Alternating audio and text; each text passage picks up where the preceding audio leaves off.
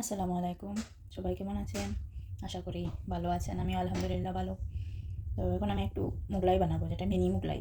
তো সেটাই আপনাদের সাথে শেয়ার করতে যাচ্ছি। প্রথমে একটি পাত্রে কিছু ময়দা নিয়ে এনেছি, পরিমাণ মতো। তার মধ্যে দিয়ে দিচ্ছি একটু লবণ। তার মধ্যে পরিমাণ মতো পানি দিয়ে ডোটা রেডি করে নেব।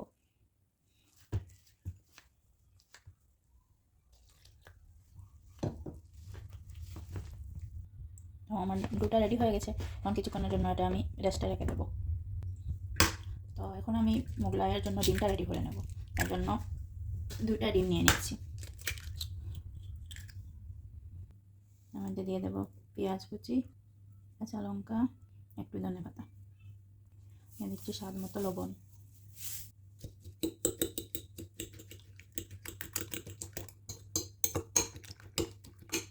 আমার ডোটা রেডি হয়ে গেছে। এখন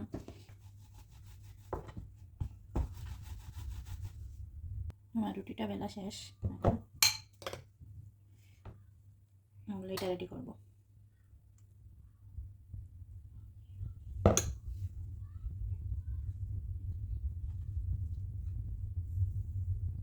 ওটা রেডি হয়ে গেছে। এভাবে সব কটা বানিয়ে নেব।